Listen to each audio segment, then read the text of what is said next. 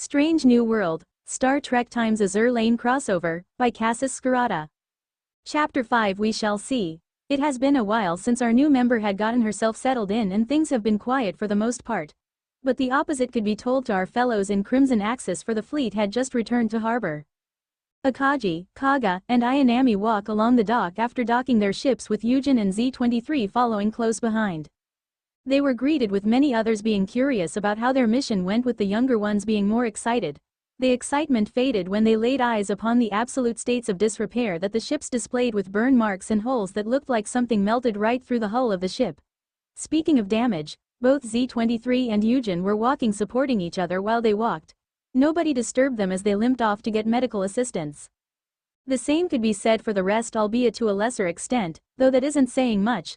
Ayanami was dismissed to go get medical treatment while Akagi and Kaga went to meet with Nagato. The giant cherry blossom tree that towered over the base was a magnificent sight all in all. But at its base sat a shrine that housed the higher standing members of the Sakura Empire. Entering the shrine after climbing a rather long flight of stairs, they were met with Nagato sitting along with her sister Mutsu, her loyal bodyguard Kawakaze, and Mikasa, a veteran and one of the older ships in the Sakura Empire. But don't go saying that to her face. Looking up, Nagato addressed the carriers of the first car div. I see that you have returned from your mission. How did it go? The mission went smoothly at first, Lady Nagato, but then, Akagi was about to continue when Kaga had an anger outburst. But then that thing came from nowhere and ruined everything, Kaga shouted in rage. Calm down, sister, we still achieved our main goal in the end, but yes, your point stands, that thing did put a hindrance on our plan. Nagato and the rest of the high-ranking Kansen were all equally confused. What is this thing you speak of? It sounds quite problematic, Nagato asked. It is not just problematic, but a threat to the Empire as a whole. It took both of us on and it didn't even look like it was trying, Kaga said angrily. Indeed, and look at what it did to the others. It will take quite some time for their ships to be repaired and for them to heal their wounds, Akagi stated. Nagato nodded. Very well. This new development has indeed struck us by surprise. We will have to stay back and heal our wounds for the time being. Speaking of, how goes Project Orochi? Nagato asked. Akagi smiled, summoning the black cube. The project has been going smoothly. It will give Crimson Axis the edge it needs against Azur Lane.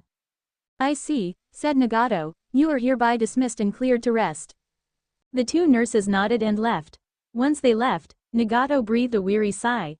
Is this really the right path to take? We are tampering with something we don't even remotely understand. I am truly worried, said Nagato in a worried tone. While working with siren technology might seem blasphemous to some, the other side argues that it is beneficial. Alas, I know nothing of the technological sort, but the best I can offer in advice is that patience grants rewards to those who are truly focused. It is still too early to determine whether this was a good idea or not, but time shall tell, said Mikasa. Nagato took Mikasa's advice to mind. We shall see, Mikasa, we shall see. Chapter 6 A new development. It was a couple of days since the attack and the base has been reconstructed with damages being repaired. Now though it was time for some time off, and what better way to do that than going to the beach. The beach itself was packed with Kansen, either just leisurely relaxing under the shade of an umbrella or splashing about in the water. Eye candy for sure, am I right? Anyways, we find that Enterprise is leaning on the railing overlooking the beach. Hornet notices her otherworldly companion while walking to the steps leading down to said beach and strikes up some friendly banter. Heya, ya comin' down or ain't ya just gonna stand there all day? Enterprise jumps slightly, not expecting Hornet to walk up and start some small talk. No, I'm coming down, it's just that well, simply put, I kinda miss my crew. I don't know if you can relate to it, but when you've been exploring the unknown or sailing the oceans with your crew for so long, you become attached to them. And for me it's kinda become a bit too quiet without their banter, she says, a bit sad. Hornet, being the ball of positivity she is around her friends, decides to cheer her friend up. Well, I can kinda relate to your situation. Ever since Big Sis Yorktown got bedridden, it's been kinda hard really. But I didn't let that get in the way of me living life, and I think I can say the same to you as well. Now come on, stop being a sulkin' Sam and enjoy the beach with us, she said, grinning. Enterprise chuckled. Yeah sure, I'll be there in a moment. She picks up her beach towel and umbrella and heads down to the beach. She sets up the umbrella and unfolds the towel, laying it on the ground underneath the umbrella and lays down. She never bothered getting a swimsuit because she was always one for modesty and the fact that she never really planned on swimming anyway. As she laid, she took in the sights and sounds around her. The ocean waves, the seagulls flying and squawking above, and the distressed cries of San Diego being chased by a shark. Wait. She looked up from her lying position and it was indeed confirmed that San Diego was indeed swimming away from a shark at rather amazing speeds for someone without rigging. Next thing she knew there was an explosion and she watched as San Diego flew through the air rather gracefully before getting a dirt nap when she landed on the ground. A rather humorous experience if she said so herself. She was there for a while, enjoying the quiet until she noticed the forms of Belfast and Enterprise standing behind the railing. The sound of giggling made her shift her attention to the sight of Unicorn playing in the water just enough to get her feet wet. She also noticed that the sun was starting to set beyond the horizon and took it as a sign to start packing up. She packed up her things and made her way to where the two ship girls were standing. Now that is what I call a sight to see. I don't see many due to the fact that I would be constantly traveling and couldn't appreciate the simple beauties of a world. Ah, greetings Enterprise, and yes, the sunset is indeed quite beautiful. But I also do wonder what it's like to be in the sea of stars that is space, Belfast said. Depends on who you ask really, she answered, but for me, I see it as a mix of performing my duty and maybe squeezing some fun out of it if I get the chance. What do you see as your duty? They both turned to see that NT had asked the question, her retaining her ever-serious attitude. My duty. She stares at the ocean, thinking. My duty is the exploration of the known universe. For it is my mission. Has been really for the past 3 years of my 5-year mission, to explore strange new worlds. To seek out new lifeforms and new civilizations. To go where no one has gone before. That is and always will be my duty as a ship of the Federation, she smiled confidently. Before Belfast or NT could ask further, the sky turned a dark hue as it started to rain heavily. Enterprise basked in the moment for a while, taking in the new sensation of falling rain on her skin. She snaps out of it when she starts to feel her uniform starting to stick and follows the trio back to the main academy building. That storm came out of nowhere, but it's probably just a squall that's avoided our attention, Enterprise said as she dried herself off. Indeed, I hope so, replied Belfast. I do hope that everyone is inside and not catching a cold. Suddenly, Enterprise's eyes glowed briefly as she detected an SOS signal coming from a fair distance away. Hold up, I'm getting a distress signal. We got a distress signal. Enterprise was interrupted when Hornet and Cleveland came running to them with worried looks on their faces. Where is it coming from? NT asked. Cleveland was about to answer until Enterprise answered for her. I'm detecting the SOS about a couple of kilometers west of here. It's quite weak, so I suspect that there might be some trouble. She looked up to see that everyone was staring at her in a mix of being dumbfounded and amazed. Is there something wrong? Everyone seemed to shake out of their stupor enough to coherently talk. Yeah, no, maybe. Anyways, we've already called for a rescue team to go out, but we need one more member, said Hornet. I'll go, said NT before being immediately vetoed by Enterprise. Absolutely not. Your ship is nowhere near where it should be for peak performance, but you as well as a person, Missy, she said, her inner McCoy coming out. You are in absolutely no physical condition to fight. Belfast, please make sure she doesn't slip away. I'll be taking the lead for this mission. As she walked away, NT opened her mouth to retort until Enterprise put her finger up. Do not, that was all she said as she exited the building to meet up with the rescue team. 20 kilometers away from main base. The rescue team sailed along while braving the storm, which caused the waves to churn and rise wildly in all directions. Of course, it wasn't all quiet, for the team had to endure the complaints of a certain destroyer. Now I have to get all wet again, Hammond complained. Cleveland could only smile awkwardly. Sorry about this, Hammond, but we can't ignore a distress call. We should be getting close though. A couple 100 meters or so and we should get a visual on whatever sent that signal, Enterprise said as she descended to Cleveland's level. Yeah. Wait, Enterprise. Oh. Hey there, other Enterprise. Hee, she said awkwardly. Sorry, just a force of habit and the fact that you two look alike at first glance. Well, I'm used to it at this point, she said, chuckling. What's the future like? Enterprise looked over to see Hammond with a curious face. Not that I'm really curious or anything, she added with her usual pout. Well, for starters, there are none of these sirens you guys are fighting against, but our relationship with other alien species also vary. For example, there's the first species we made contact with, that being the Vulcans. They're good people once you get past their overly strict and logical personality, really. There's also a Vulcan subspecies we call the Romulans. Our relationship with them is iffy at best, she explained, gesturing her hand in a so-so manner. But enough chatter for now. Tally-ho, lads, she said in a mock British accent that sounded more like a Scottish accent at best. Ahead of them lay multiple wrecks of siren mass-produced ships which showed the signs of a battle occurring. What the hell happened here? Enterprise asked rhetorically. The group continued along until they finally had a visual on the origin of the distress call. Straight ahead, that's our caller. I'll investigate while you two keep watch, said Cleveland. Hammond and Enterprise nodded, keeping watch over the wrecks. Cleveland jumped onto the ship and started investigating. It was when she reached the superstructure that she found survivors. They were two girls clad in oriental dresses of opposite colors. One being clad in red, while the other in purple. Why she so artful? The one in purple was seemingly unresponsive while being held by the one in red. Cleveland approached them carefully. Hey there, don't worry, we're with Azur Lane, we're here to help you get to safety, alright? The one in red looked up and a look of relief washed over her. Did ya beat all these sirens by yourselves? The girl nodded in affirmation. Judging by the clothes, they must be from the Dragon Emperor, Cleveland thought. Okay then, mind telling me what exactly happened here? We were being chased by sirens, she spoke. We beat them all, but my sister protected me. The girl in purple woke up, albeit wincing from her injuries. Ning Hai, Ping Hai, are you alright? She said, grunting from the injuries. Good. Ping Hai ran over to her sister while Cleveland reassured them. Hey, don't worry, we're here to get you guys out of here. Suddenly, a metal groan sounded from one of the siren ships that proved to be down but not out as it aimed its functioning cannon towards the trio. It's still moving? Asked Ping Hai in disbelief. Run, Ping Hai. Ning Hai said weakly. No, I'm protecting my older sister, Ping Hai said defiantly.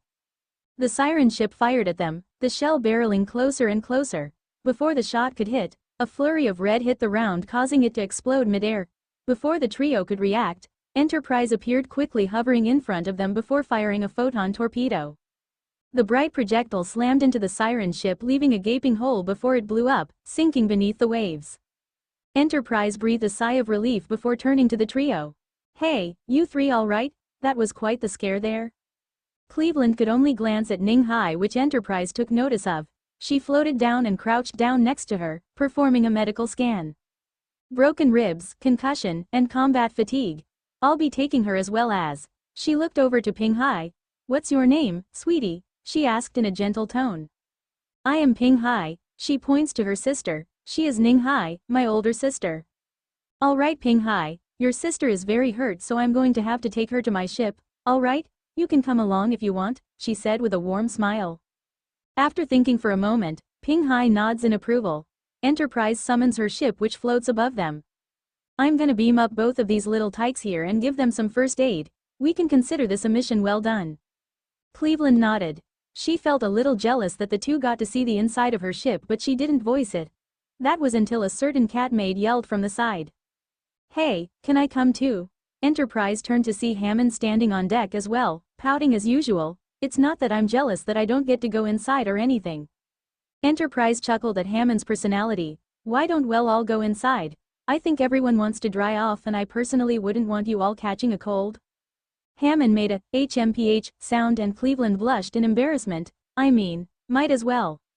Enterprise laughed. Alright, beam us up, Scotty. Wait, who's? Hammond was about to ask when a golden light enveloped all five of them. The sensation was tingly at best before the light dissipated to reveal the teleporter room. Welcome aboard, ladies. Now a couple ground rules. Please do not touch anything while I am absent. And second, it would be appreciated if you didn't leave my side while you were on board my vessel to prevent anyone getting lost. Now then, let's get these two to the dispensary to get treated.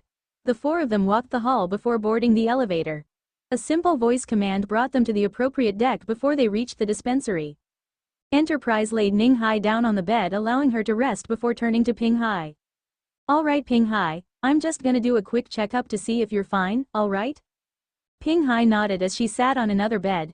Enterprise performed her checkup and concluded that other than some well-deserved rest that Ping Hai was relatively healthy.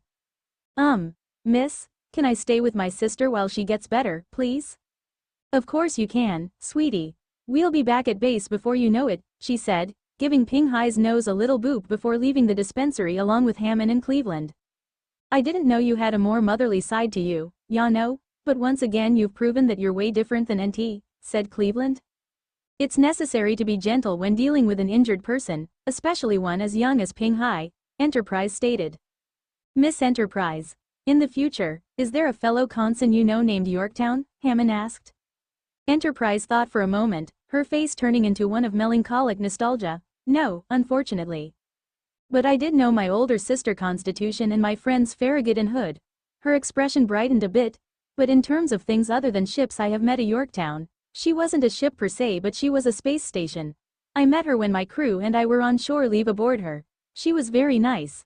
Motherly, even. She taught me the fundamentals in terms of being gentle when I need to be. She chuckled a bit. Maybe she rubbed off on me a bit. Cleveland and Hammond noticed her momentary sadness when mentioning her sister and her friends but decided not to push it. After all, everyone had their things they wished to keep to themselves until they felt comfortable talking about them. They reached the elevator which took them to the bridge. When the door opened, the duo were amazed at the level of advancement which laid before them. Advanced screens lined the left and right sides of the bridge displaying readings that they didn't quite understand. The center of the bridge was taken up by the iconic captain's chair with its fine leather and buttons that lined the armrests. In front of it were two consoles, the left where Mr. Sulu once sat and controlled the ship while the right was where Mr. Chekhov once sat as well, controlling the ship's shields and weapons as explained by Enterprise. Enterprise herself sat down in the captain's chair ordering the ship to head back to base. It was further amazing how fast the ship moved compared to even their fastest destroyers and even planes. Last they heard, Ironblood was apparently developing jet aircraft called the Me-262 which was supposed to surpass all other aircraft in terms of speed. Enterprise left it in the dust by a slingshot of a margin. Azur Lane main base. The storm had relatively cleared up by the time that the rescue team arrived back at base. They beamed down to the dock and were greeted by Wales, Illustrious, Belfast, NT who looked to be slightly pouting at the fact that she couldn't sortie and Vestal who took care of Ning Hai once she was handed off while being followed by Ping Hai. Welcome back you three, and a job well done, Wales said, congratulating the trio. Well, it was nothing really, Enterprise said, smiling humbly, but that out of the way, we've also come to report on our findings. What did you three find out there during the mission? Asked NT. Well, for starters, they said that they were apparently chased by sirens until they were forced to fight by the look of things. But I think it'll be better to wait until they can give a first-hand account of what exactly happened and why they were being chased in the first place, stated Cleveland. Yes, you are right, Cleveland. We should give them some time to rest and calm down from their whole ordeal. What they have to say may be very important if they got sirens to chase them, Illustrious said.